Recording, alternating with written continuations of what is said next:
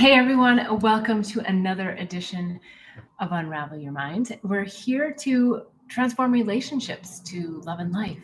And there's lots of questions that have come in advance. I'm super excited to answer them and to hear any questions that may come in on the live chat. So please be sure to type your question. If I don't get to it today, I promise you I will get to it next week. Every Sunday, 11:11 Pacific time, we're here unraveling the mind. It's so much fun because there's always these thought constructs, situations, people, relationships, great topics that come to the table and we talk about it. So I'm going to jump right in. I've got several questions. The first one is actually quite a long one, and I decided to put it into two different parts because I think that way it will we'll be able to really pick it apart and get into the juice of it. So the question is, my question is, when people from the past come back to your life, even for a brief second, like running into someone after 20 years, does that mean something that I need to learn something or reflect on this point of my life? From your book, I learned everyone teaches me something, and I cannot stop thinking about him since. So I think there's a lot right there. So maybe I'll make this a three-part question. Absolutely, people coming back into your life mean something, but we don't necessarily have to give it a lot of meaning.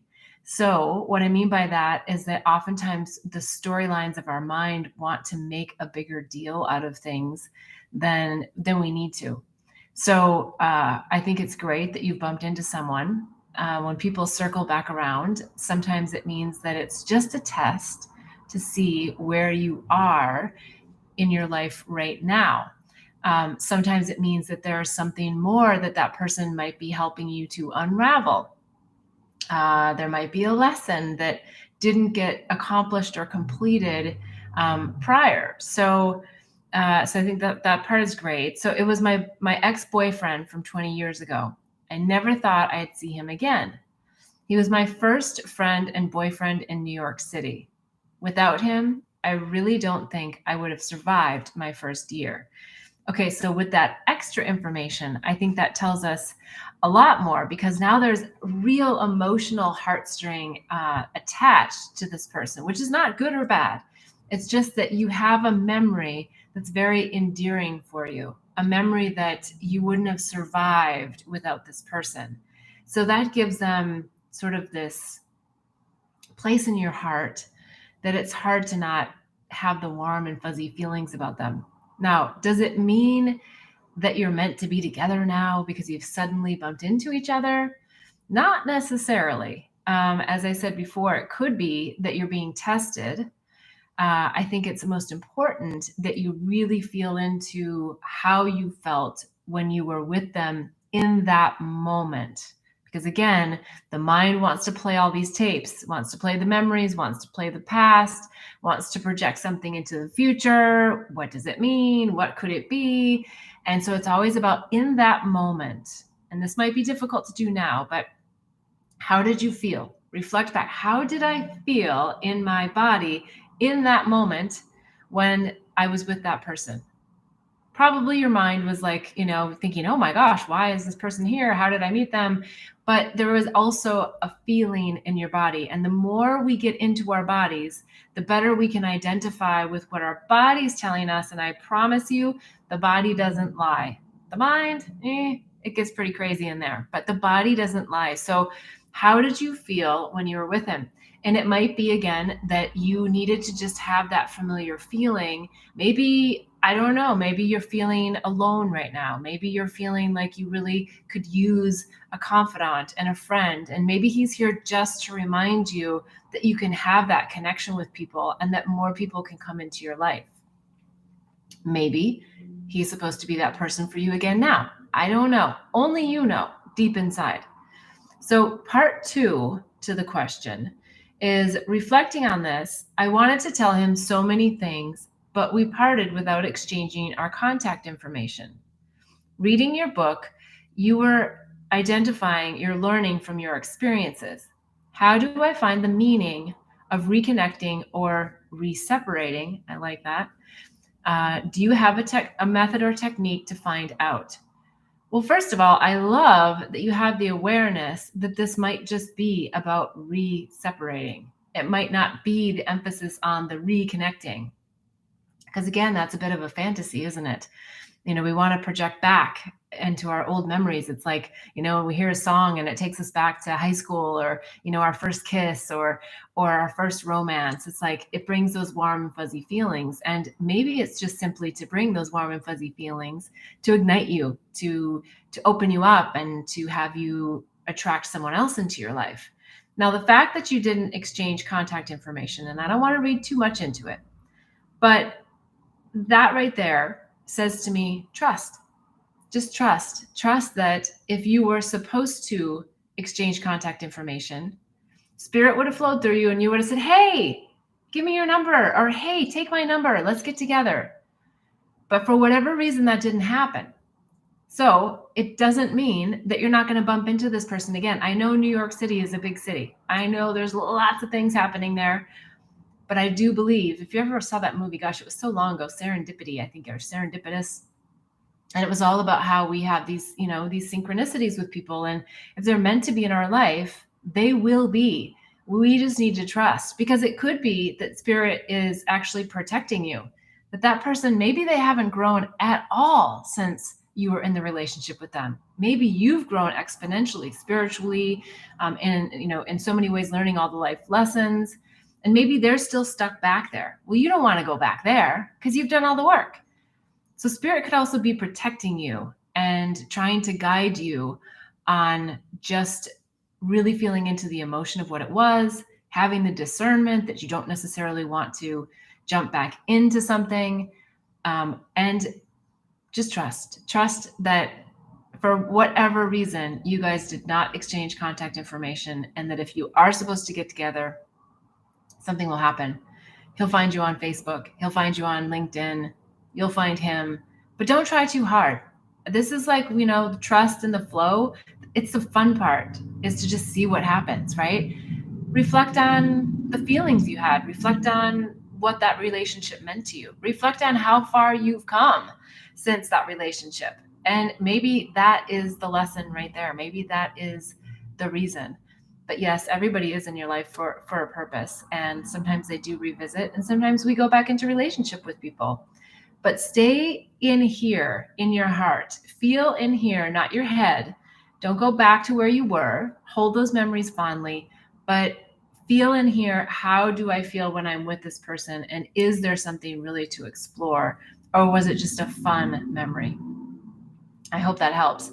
If not, and you're on with me live, please text in the questions, and I would be happy to jump in and describe more. But I think one thing I didn't, do you have a method or technique to find out? Yeah, I think it's about feeling inside.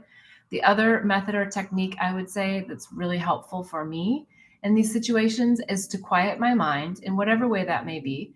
It might be sitting at your desk. It might be out in nature. Take your journal and your pencil or your pen and just ask the question, why did so-and-so, whatever the person's name is, come into my life today? And let spirit write. Don't think about it, right? That's the big thing, is don't think about what you think you should be writing. Just let it flow. And if nothing flows, it's okay. Just sit, smell a flower, do something fun, and just let it flow. When you find yourself following the mind and the narrative that your mind wants to play, then I would either, laugh about it, have warm, fond feelings about it, reflect on the lessons about it, but I wouldn't become too obsessed about it, because it might just be a passing phase. So that would be my technique, is just to have the mindfulness around it. You can journal, get messages from your higher self, find out, if there's anything a little bit deeper or maybe higher consciousness that you're supposed to get from the situation. So that's a fun one, though. I love when people from the past come in, even sometimes when they're the scary ones, because there is something in it for you, and it's just a reflection of where you are today, and it gives you, some of those gauges as to how far you've come, and what tools you want to pull from your box. So I'll be excited to hear if, maybe next week you can come back on and let us know if anything more has happened. But again, anyone listening to the replay, feel free to put questions in the chat. If I don't get them to them today, I always get to them the next week. So you don't have to be on live to be asking a question and getting it answered. So, all right, let's go to the next question. My heart is broken. My wife asked for a divorce and I didn't want it, but agreed. We've been apart for about a year. I would get back together with her in a heartbeat if she wanted to. It's her birthday tomorrow. Should I text her? Well, this one's an interesting one. Again, I think it's so important to just really allow people to leave our lives, even when it doesn't feel good. And I'm a true believer, having experienced heartbreak so many times in my life, big heartbreak and big love, that the bigger the heartbreak, the more light that comes in. So number one, I think you're in a really beautiful place in life, even though it might not feel like it, because heartbreak doesn't always feel good. But it's a place where you can really sit with you and who you are and feel into you. And so I would recommend that when it comes to, should I be texting, that you feel into, does that feel right for me? What's my intention behind it? Am I wishing her a happy birthday because I genuinely want to say happy birthday? Or am I doing it because I'm hoping and expecting that I'm going to get a text in return? And I'm hoping and expecting that maybe this is going to be a turning point. Where you're coming from with the text makes a huge difference. If it's just to say happy birthday because you genuinely want them to have a happy birthday, absolutely text them. But if you're feeling like you're doing it in a way that you need something in return, you're probably just still in that tender spot where not sending the text might be the better thing, because that way you don't have to deal with the ramifications of what the person says or doesn't say or how they say it in return. I'm a big believer in allowing people to leave and also doing the cord removal when they do. Or if you're the one to leave, that you do the cord removal, because hanging people on the line isn't helpful. It doesn't mean that you can't love them. Yes, you can still love them. But if you're not together with them, staying deeply, madly, crazily in love with someone is not healthy for you nor for them, right? Because it's just the mind. It's just the mind projecting your own love onto someone else, thinking someone else is actually providing the love, when in fact, love is always within you. It's always here first. It's just our mind that wants to go and say, oh no, it's her. It's her making me feel this way. So I would just be a little gentle with yourself. I would feel into this. I would really decide from a very grounded place what your intention is in sending the text, and then either send it or don't. And maybe you write it and you don't send it, and you just telepathically send the person love. That's also oftentimes something that can be done, is that we don't have to use our words.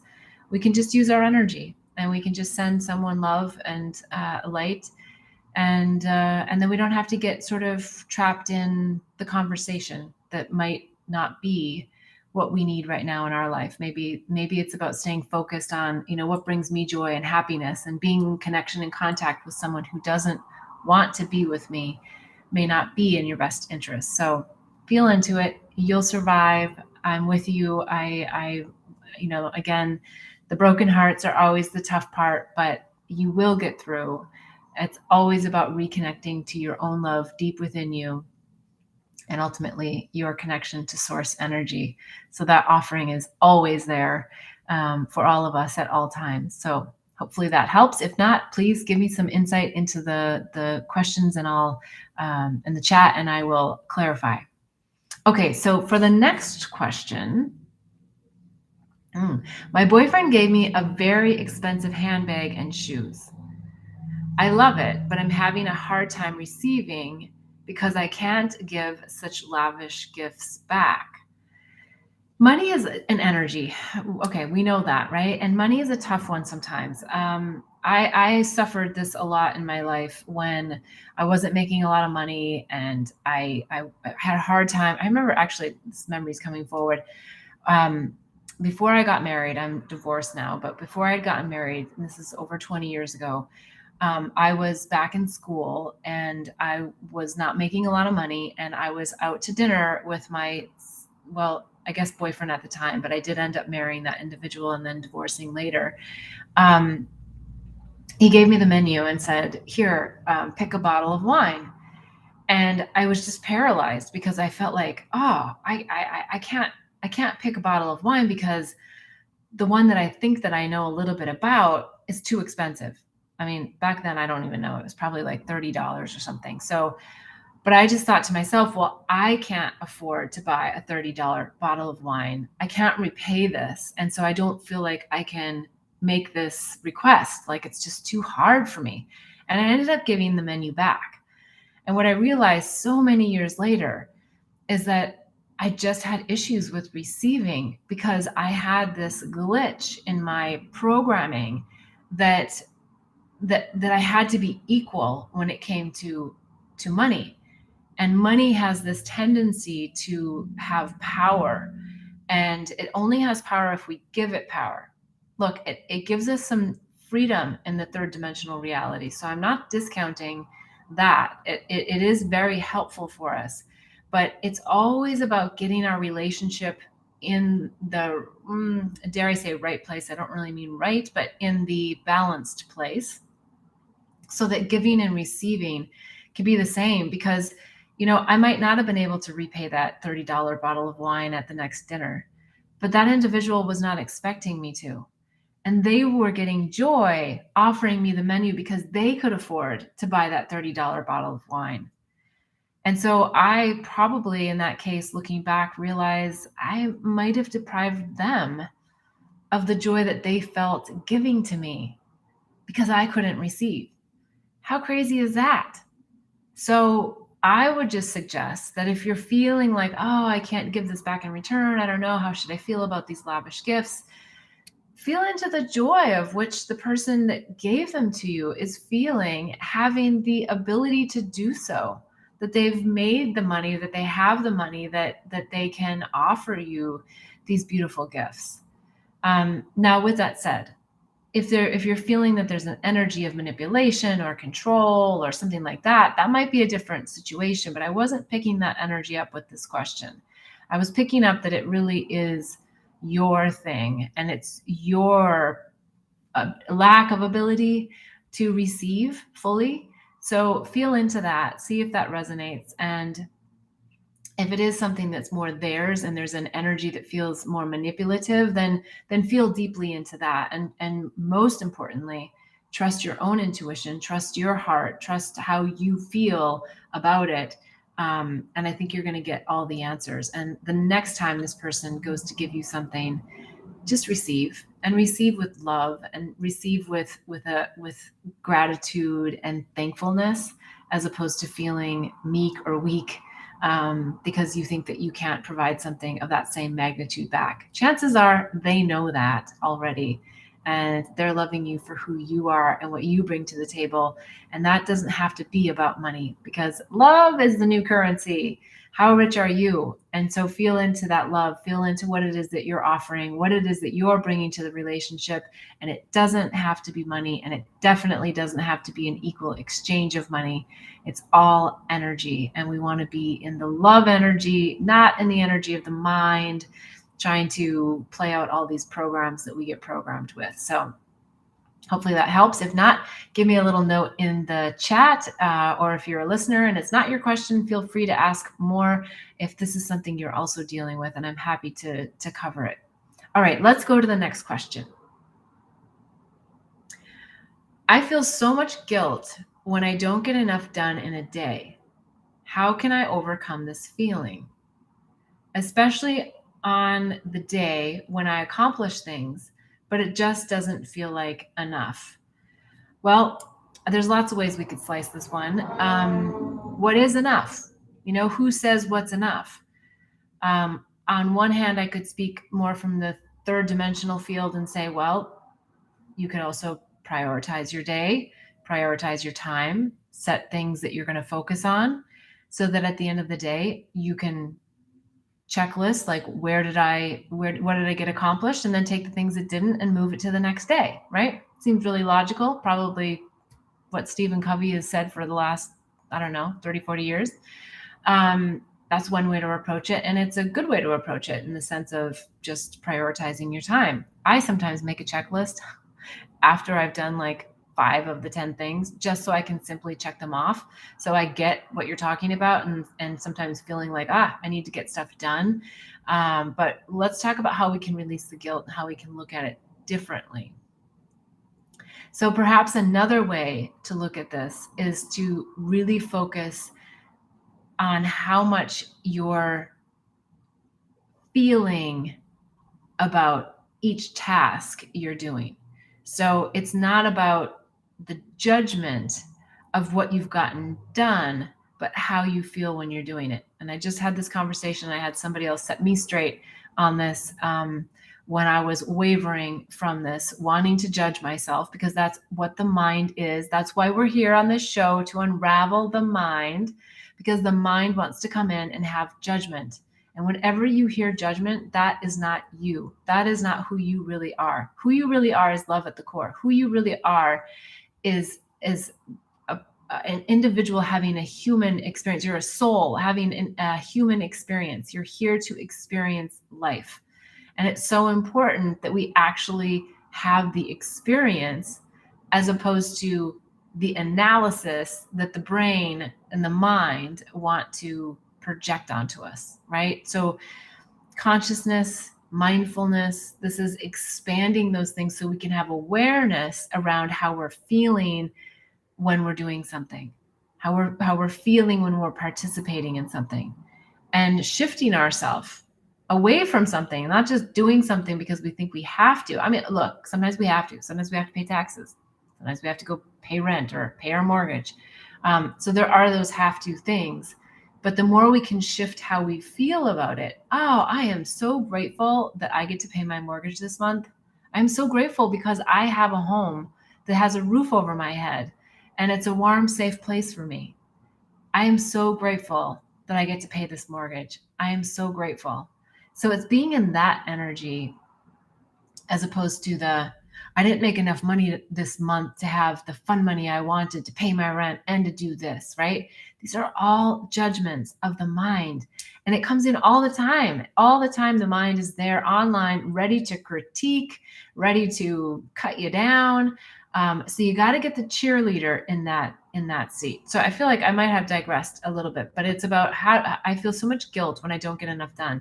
Well, just stop evaluating how much you got done and be grateful for what you did. And be grateful in the moment of which you're doing it, so that you can really feel the energy and the flow of what life is offering you in every moment. Okay, let's go to the next question. My boyfriend and I have broken up and gotten back together many times. I think he wants to get back together again. Is there a limit to the number of times we should try? Well, you're speaking to someone who's just an advocate for getting all the lessons for every soul contract. I do believe when the soul contract is up, it's time to move on. But the question here, I think, is the soul contract may or may not be over yet. And so I think you should go back as many times as you need to close up that soul contract. But that requires you to do some really deep work. And the deep work is reflecting on, what is it that I'm getting or need to get still from a lesson perspective from this individual? Or what is it that they need to get from me? And if the giving and receiving isn't mutual, and it's that the person's coming back in to take from you, then it's a no. But if it's that the person has shifted themselves and they have something more to offer, maybe they've had a shift, show up and again, feel deep inside, is this where I want to be? Is this pulling me back? Or is this a situation now that is going to help me solidify a lesson that I had in this relationship, or maybe it's something that's going to catapult you forward. Maybe the two of you are actually going to do that next step in the journey together. And that's where it gets a little bit tricky. And look, your friends are going to want to judge you like you're going back to that person again. Don't worry about that.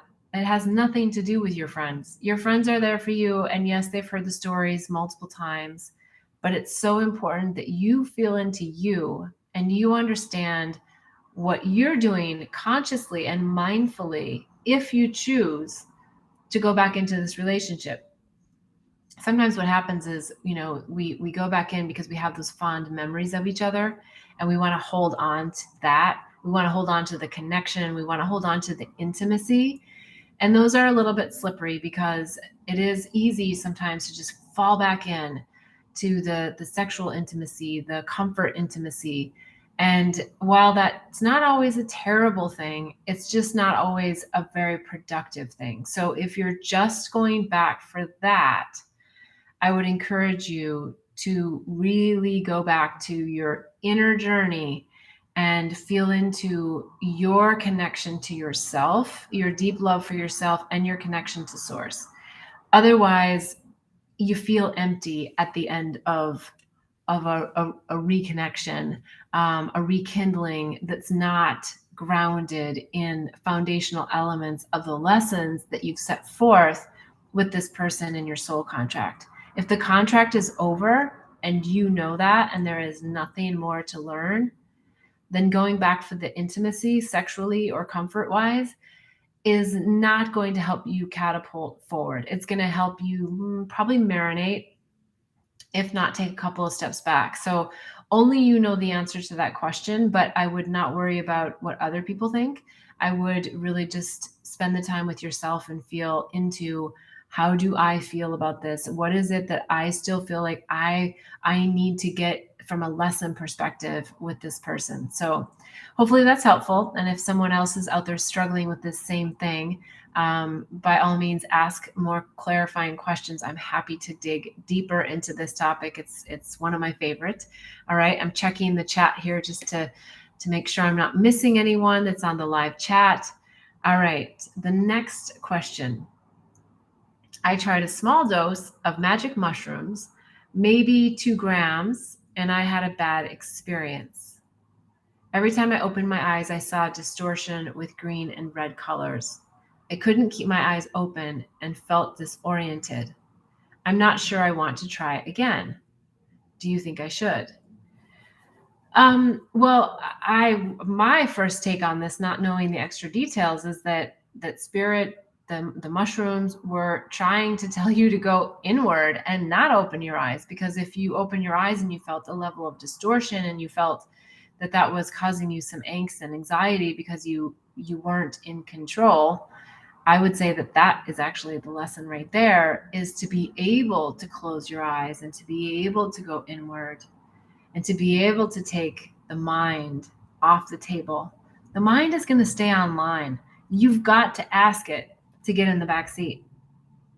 The beauty about psychedelics in a more general sense, not always, is that it can do that switch, and it can really get the mind in the back seat, because it's really reducing the default mode network's ability to share those ongoing circuitous loops and narratives that go on because of the programs that your mind is running based on what you learned in childhood, based on your life experiences. They're all hidden. Most of them are hidden programs. You don't even know that you're running a program. It's like how a fish doesn't know that it's in water because it's just surrounded by water. It doesn't know any different until, of course, it's taken out of the water. Then it gets an awakening, right? So that's what this is about. It's about awakening, and we have to go inward to see what we're swimming in and to release those programs and to release some of these things. So I don't think that there is such a thing as a bad trip. And I recognize that there's uncomfortable trips and there's challenging trips. I'm just saying that there's no bad trip because I think that there's a lesson in every trip. And the darkest ones are the most challenging, but sometimes the most relieving, because they're bringing up a shadow side of yourself, a shadow side of the collective, the social constructs that are out there, and we want to blow those up. So if you're brave enough for your subconscious mind to come forward with something that feels spooky, scary, uncomfortable, welcome it.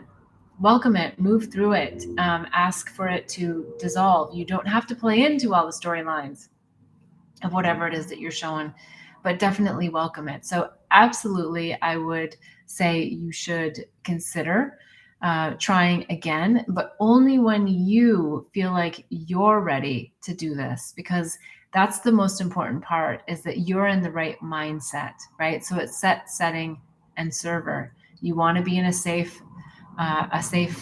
set, like who's there, who's holding the space. And that would be another thing I would say is, what were your intentions going into the medicine? Did you set clear intentions?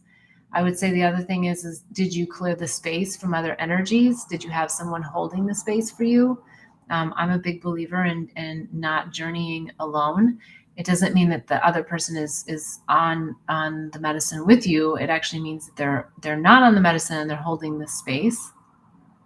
Did you clear the space with sage or something that helped you? So those are things that I would consider. And in fact, I have a psychedelic resource guide on bethbell.me, and you'll find some incredible tips in this guide that will help you if you're considering to do a journey for the first time, or maybe you've journeyed before, but you just aren't sure if you're doing all of the things that help you have a really safe journey. All right. I am going to go on to one other question. So I've got here on the live chat. Oh, thank you. Wow, you are amazing. I want to ask so many questions, but all the questions are somehow all irrelevant to me, and love your answers. Oh, you're great. Thank you. Thank you for the comment. I appreciate that. Please feel free to keep asking questions in the live chat. I am super happy to ask them. Sometimes we need to hear the answers in a couple different ways. So please, by all means, continue to ask questions. All right. So the next question, in psychedelic ceremonies, do you think it's okay that other people do healings on me? How do I know if it's legit when I'm on the medicine? Well, that kind of dovetails off of the previous question, in that set, setting, and server are so important going in. Setting your intentions are really important going in. And one of the intentions can be very overarching about connecting to source and to be guided by your higher self. Bring me in this ceremony only information, experiences that come from my higher self, that come from source, that come from a place of me expanding my consciousness, of me understanding more about who I am, what my purpose is. Those kinds of intentions set the stage for you to go to the highest places, and maybe at some points lower places, but you're at a place where you're tapping into the lesson that you've called in for your growth. So important that you set those intentions, that you understand if you're going to a ceremony with others, that you have a setting and server that you feel safe with. I like to also understand the server's intention going into a ceremony. It also gives me a little bit of guidance as far as if you're doing a group or if it's an individual.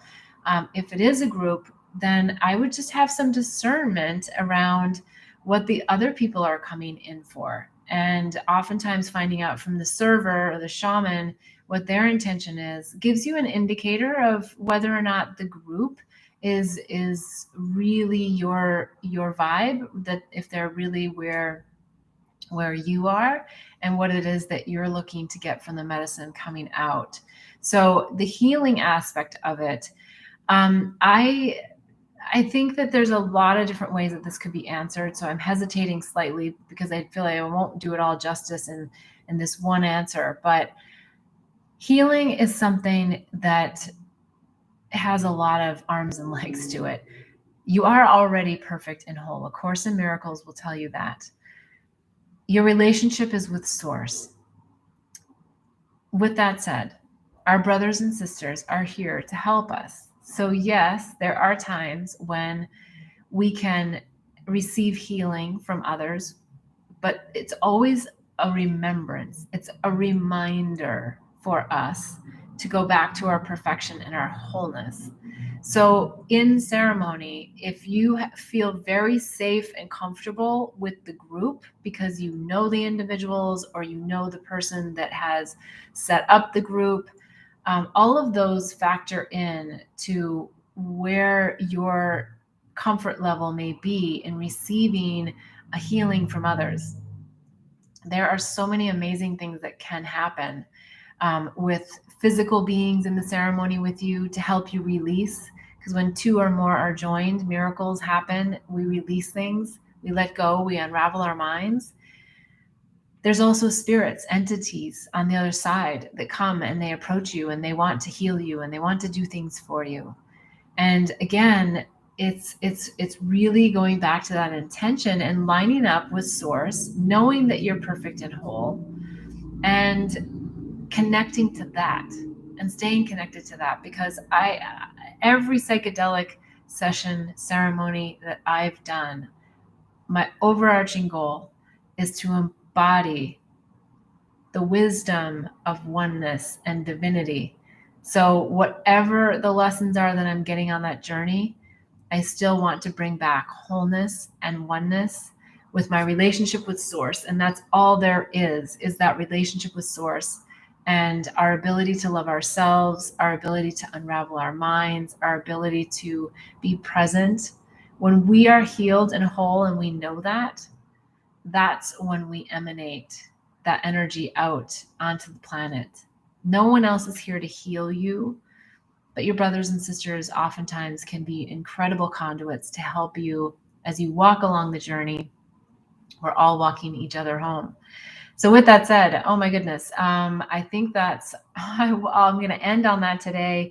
I don't see any more live questions in the chat, so feel free, please, to add any questions, even on replay. I'll answer them next week, every Sunday, 11:11 Pacific time. I'm here in California, so please join me. I would love to see you. I would love to hear from you. Feel free to submit your questions in advance. You can go to my Facebook page. You can do it on private message. If you have my text, you can certainly text me directly. And I so look forward to hearing from you next week. So in the meantime, hit subscribe, ring the bell. You'll know when the next live session comes on. And I wish you all a blissful week. And I appreciate you all so very much. Namaste.